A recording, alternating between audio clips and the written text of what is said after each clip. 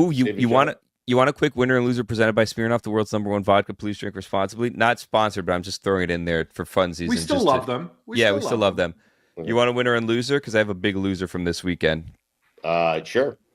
Curt Cignetti, big loser this weekend. Yes. Oh boy, guy was flying way too close to the sun this season. He was the darling, coach of the year everywhere, going out there on college game day. We don't just beat top 25 teams; we beat the shit out of them. No, sir, you do not. You played no one this year.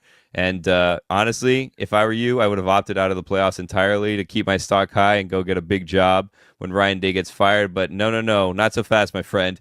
You're stuck in Indiana for the foreseeable future after this. It is such a great point by Billy that Cignetti would have been better off saying no thanks to the playoffs. We're good. Let Alabama get in. We're not going to be in my case. I would honestly, if I was him, and I'm sure that this has not happened, and Indiana hates this show, and I apologize for that and anything that anyone said on this show to piss off Indiana. However, I feel like Curt Cignetti, while teams are out there and they're, petitioning, oh, we deserve to get in. We're a bubble team. We get in. Look at our strength of schedule. Look at our this and that. Like all the teams that were fighting to get in. I feel like privately, Curt Cignetti should have been going around to like the members of the committee, like, we're good. Leave us out. It's fine. Don't put us in. It's fine. Trust me. Like, I'll get you back for this one. And they're like, no, you're in. Curry's like, no. We don't want to be in. Like, what do you mean? I'll get you back for this one. I'll pay you back down the road. Yeah, I'll pay you back down the line. That's how it works. That's how favors work. You know what I mean? Like, hey, do me a solid. Don't put us in. Like, please, just don't do it. Don't do it to us, and I'll pay you back down the road. The other worst thing that happened to Cignetti is that the hiring cycle didn't start before the playoffs. He might have been able to get out and get an LSU job or something before it started. Now he's there. Sorry, Indiana. You're in Indiana. You're in Indiana.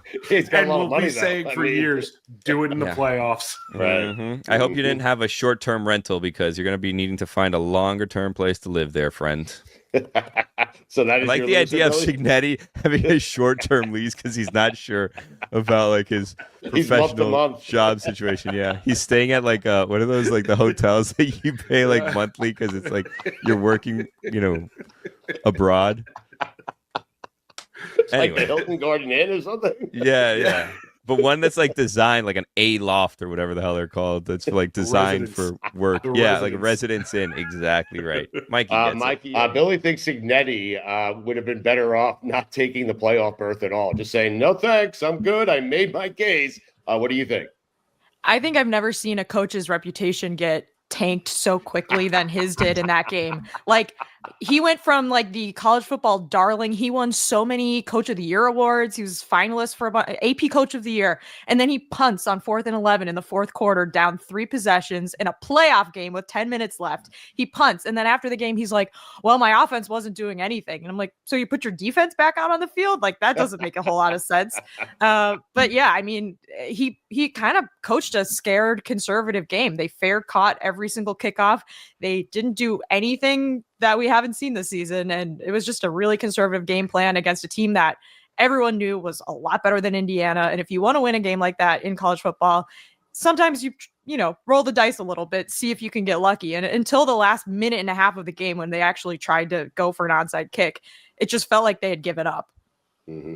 You feel validated, Billy? I mean, I said he was my loser of the weekend.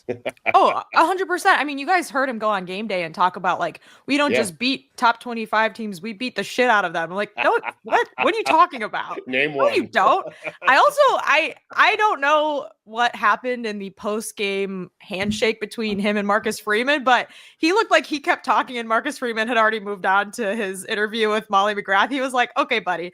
I don't know if that was just like smart. I mean, he should have done the Mac Brown and like clutched Marcus's neck and pulled him in because it just was kind of a weird handshake. What did you think of the awkward post-game press conference where Marcus Freeman was invited to the next round? I love it. I accept. We accept. It was like, can I say we accept? Yeah. So like this was at all of the first round games. The reps from the New Year's Six bowl games that are hosting the quarterfinals presented a game ball and like formally invited the head coach to their bowl games. This is such a vestige of like old college football, and everyone is ripping college football for having this sort of like ridiculous, like this is not necessary. This formality is not necessary, but I love it. I love the bowl games. I love the guys in suits that go to games all season long and scout out who they want to invite to the bowl games.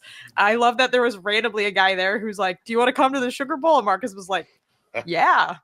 I saw like a couple jokes about people that were like, Oregon should decline their invitation to the Rose Bowl and just claim the national championship. And I totally agree with that. Like if this were 2005 or I don't know, like 15 years ago, they could have just been like, well, we went undefeated. We won the Big Ten. We're in the Rose Bowl. We won the national championship. Thanks. We're all done here. Just claim it. Who cares? What if they decline their invitation to the Rose Bowl, and then the other bowls are like, well, hold on a second, Sugar Bowl, we want him now. Like we want Oregon, and then they all start scrambling to grab the team that they actually want. That would be awesome. Yes. Yeah. That also, I don't know what I'm talking about. UCF claimed a national title like 7 years ago. Like this is still a thing. People need to claim more national championships. Curt Cignetti should have just claimed one last week and not played in the bowl game. He should have opted out, because I'm with you, Billy. That was also with the fact that like a lot of the players on their team are transfers and they're not going to be around next year, and like the schedule is going to get harder. Like huge L for Curt Cignetti. And like, look, it brings me no joy to say this. He's a Yinzer. No. He's got Yinzers on his staff. Tino Sunseri is their offensive coordinator. Okay, this is like we're multiple Yinzers deep on the scout here for Indiana. But man, it was brutal. We're ready to go back to 4 teams, Jess. I mean, yeah, I mean, I think like the biggest issue right now is why are the 4 highest ranked conference champions the 4 bye teams? Maybe things would have been bigger if you just ranked it outright. The top 4 teams get a bye. Yes, they're going to expand it to 14 in 2016 and then do More? 2 byes. Oh, yes. But I don't know. I mean, I think for as much, bad football as there was this weekend, for lack of a better term, like the 4 home sites brought it. I thought like even like the first 2 minutes of the Penn State game, when it was like, oh, this is fun. Like it was cool to see college football postseason games on campus. And I hope that that's the bigger takeaway this weekend. Like, sure, the matchups could have been better. Texas Clemson actually was like almost a pretty good game, but the home sites I thought was pretty awesome. And that was all along, I think, what sold it for a lot of people when they expanded it to 12.